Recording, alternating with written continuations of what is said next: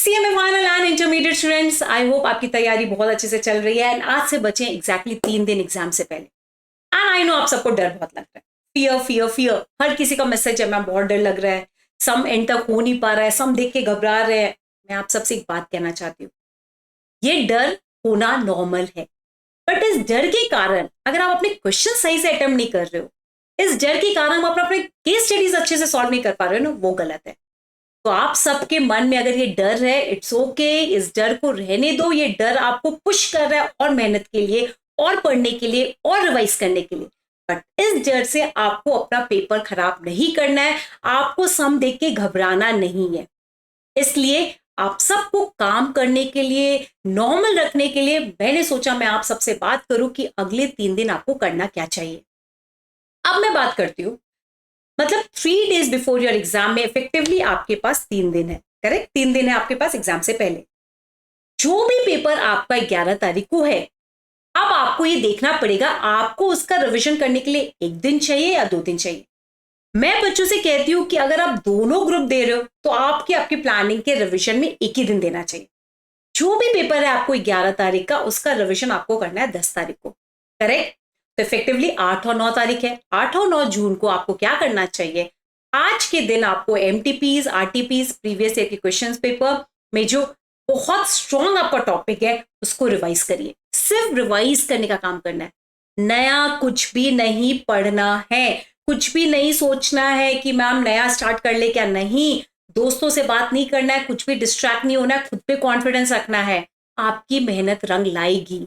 बस इस डर को नेगेटिव वे पे आपके पर हार्म मत होने दो, इस डर से आगे की ओर बढ़ो, उसको अपने अंदर रख के और मेहनत करो और रिविजन करो, एंड जो आपका स्ट्रॉन्ग टॉपिक है बस उसको रिवाइज करते रहो, करेक्ट। अब आता है जब आपका ये 3rd डे खत्म होता है तो बचेंगे 2 दिन। ऑब्वियसली 1 दिन एग्जाम से पहले का दिन तो आपको पूरा का पूरा अपने उस सब्जेक्ट को रिवाइज करने में लगना है जिसका पेपर है आपका 11 तारीख को। बट अगेन, आप में से बहुत ऐसे बच्चे होंगे जिनको 2 दिन लगेगा वो सब्जेक्ट रिवाइज करने के लिए, आप में से बहुत ऐसे बच्चे होंगे जिनको 1 दिन लगेगा। एंड जैसे कि पहला पेपर है, जितना अच्छा जाएगा उतना आप कॉन्फिडेंट होते हो आगे के पेपर्स के लिए, तो बहुत बच्चे 2 दिन देते हैं उस सब्जेक्ट को रिवाइज करने के लिए। इट्स ओके, अपने अपने हिसाब से करना, बट जिनको लगता है नहीं वो 1 दिन में कर सकते हैं, तो मैं उन दोनों कैटेगरी के बच्चों से बात करना चाहती हूँ। पहले उन बच्चों से जो 2 दिन लगा के पढ़ना चाहते हैं। अगर आप 2 दिन लगा के अपने उस पेपर के लिए प्रिपेयर करना चाहते हैं जो 11 तारीख को है, तो आपको क्या करना है, सारे इंपॉर्टेंट एडजस्टमेंट्स देखने हैं, सिर्फ देखने हैं। उसके फॉर्मेट्स, अगर कोई स्पेसिफिक फॉर्मेट्स है उसको रिवाइज करना है।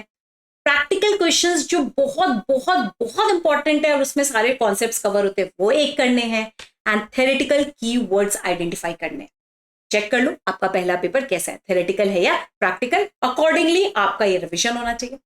एंड एग्जाम के ठीक 1 दिन पहले आपके जो की नोट्स बने हुए हैं, समरी शीट्स बनी हुई है, उस सब को सिर्फ रीड करना है, revise and read, that's it, nothing else. And एक चीज हमेशा याद रखनी है, नया कुछ नहीं पढ़ना है, चाहे कोई आपका फ्रेंड कह दे ये बहुत इंपॉर्टेंट है बहुत, तब भी नहीं पढ़ना है बच्चों। मत देखो नया कुछ, जो आपको आता है बहुत अच्छा आता है उस पर भरोसा रखो और उसके बेसिस पे अपना पेपर देने जाओ। एंड यस, बाद में एक और चीज बताऊंगी जो हर बच्चों को फॉलो करना है, बट अब मैं आती हूँ उन बच्चों से जो 1 दिन पहले अपना पूरा पेपर रिवाइज करने वाले हैं। कौन सा पेपर, जो वो 11 को देने वाले हैं।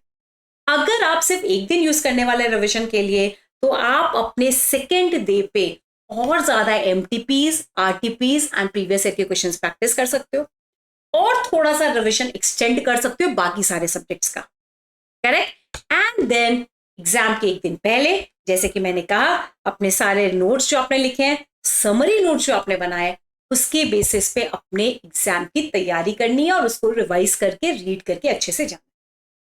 तो बच्चों, इस 3 दिन में अगर मैं समराइज करूं, मैं आपसे सिर्फ एक ही चीज चाहती हूँ, more and more of revision. कुछ नया नहीं पढ़ना, जो आपकी समरी है, जो आपके नोट्स रिवाइज बने हैं, बस उसको देखना।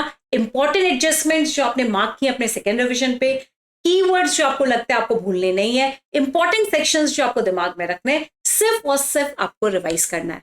एंड एकदम इंपॉर्टेंट पॉइंट है, कुछ नया नहीं पढ़ना। यस, तो इस 3 दिन को आप सिर्फ रिवीजन में डालिए। जितना अच्छा आप ये 3 दिन में रिवाइज करोगे, उतने कॉन्फिडेंट आप पेपर से पहले रहोगे। अब आती हूँ एक और चीज जो मैं हर बच्चे से कहती हूँ, ऑब्वियसली आपको पता है इंश्योर आप अपना admit card, calculator, stationery bag में रख लें, भूलना नहीं। आप एडमिट कार्ड में प्लीज अपना सेंटर जरूर चेक कर लीजिए। बहुत बार हम ध्यान से सेंटर को नहीं देखते और हम किसी और सेंटर में चले जाते हैं। ऐसा नहीं होना चाहिए। स्कूल का नाम बस आप देखते हो, नीचे का एग्जैक्ट एड्रेस नहीं देखते, या कॉलेज का नाम देखते हो, एग्जैक्ट एड्रेस नहीं देखते। अगर उसकी कोई 2 ब्रांच हुई तो बहुत बार हम गलत सेंटर पे पहुंच जाते और बहुत लास्ट मोमेंट क्योस ना हो, इसलिए इंश्योर करना एडमिट कार्ड में आप अपना सेंटर का एड्रेस अच्छे से देख लेना, अपने स्टेशनरीज रख लेना, मांगना ना पड़े। कैलकुलेटर इंश्योर करना वही कैलकुलेटर लेके जाओ जो आपने रोज अपने प्रैक्टिस रेगुलर बैच में या आप अपने घर पे डेली आप उसको यूज कर रहे थे। कुछ नया कैलकुलेटर अब मत खरीदना। जो कैलकुलेटर आप यूज कर रहे थे, जिसपे आपका हाथ बैठा हुआ है, वही आपको यूज करना चाहिए एग्जाम से पहले। करेक्ट। एंड बहुत ही important point, please sleep on time. आपको लग रहा है कि आज 8 दिन हम 2 बजे 3 बजे तक पढ़ लेंगे, तो 3-4 घंटे की बस नींद हुई तो चलेगा, हम सुबह 6 बजे उठ जाएंगे। ऐसा कुछ करने की जरूरत नहीं है बेटा। जितना साउंड आपका स्लीप होगा, उतना एनर्जेटिक आप रहोगे, उतना अच्छा आपका पेपर जाएगा और आया हुआ क्वेश्चन सॉल्व कर पाओगे। अगर आपकी नींद अच्छे से नहीं है, एग्जाम अच्छे से नहीं जाता। क्यों? हमारा दिमाग स्टेबल नहीं रहता। बहुत बार इजी क्वेश्चंस भी हम अटेम्प्ट नहीं कर पाते बिकॉज दिमाग उतना सोच नहीं पाता, दिमाग थक चुका होता है। Ensure you have a sound sleep, बहुत इंपॉर्टेंट है। अननेसेसरी बहुत ज्यादा जग जग के पढ़ने की जरूरत नहीं है। हाई टाइम आ गया, बिकॉज जो आपने पढ़ा आपको उस पर भरोसा रख के ही पेपर देने जाना पड़ेगा। Sleep on time, please sleep everybody on time. और 3 अब पॉइंट्स जो मैं चाहती हूँ हर बच्चे को दिमाग में रखना है जब वो एग्जाम देने जाए, ये मैं चाहती हूँ कि हर एक बच्चा फॉलो करे। पेपर के रीडिंग टाइम पे इसको अच्छे से रीड करिए। Read your paper carefully, attempt easy question first and show your working notes in detail, ताकि एग्जामिनर को पता रहे कि यस आपको आता है। एरर होना बहुत नॉर्मल है, हर किसी से एग्जाम में वो एरर हो जाता। एग्जामिनर को आप दिखा दो कि नहीं आपको आता था, कुछ एरर हो गए, इट्स ओके। वो पेपर देख के समझ जाएगा कि बच्चे ने पढ़ के दिया या बिना पढ़े दिया। अपने आप उसको जब ये जजमेंट आ जाता है, एग्जामिनर उसको उसी तरीके से पेपर चेक करता एंड आपके मार्क्स ऑटोमेटिकली अच्छे आ जाते हैं। तो यस, इस 3 दिन को बहुत स्मार्टली यूज करना है, अपनी मेहनत पे भरोसा रखना है। ये फियर को हैम्पर नहीं होना है पेपर सॉल्विंग में या रिविजन के समय। उस फियर से अपनी मेहनत को और बढ़ाना है। And last but not the least, paper को लिखते वक्त इंश्योर करना है आप ध्यान से केयरफुली लिख रहे हैं, नंबर्स अच्छे से कॉपी कर रहे हैं, क्वेश्चन नंबर को अच्छे से लिख रहे हैं। इन सारी बातों का ध्यान रखना है। और ये सारी बातें कब अच्छे से कर पाओगे? जब आप इंश्योर कर रहे हो कि आप अच्छे से सो रहे हो। तो that's all for each one of you बेटा। अच्छे से पढ़ो, आपकी मेहनत रंग लाएगी, I am very sure about it. Just one thing, just believe in yourself. अपने ऊपर भरोसा रखो, आपका भला होगा, रिजल्ट आपके फेवर में होगा। आपने जितनी भी हार्डवर्क की है उसका एफर्ट, उसका रिजल्ट आपको देखने को मिलेगा। Just believe in yourself and go and give your exams. चलो बच्चों, मिलते रहेंगे हम इसी तरह।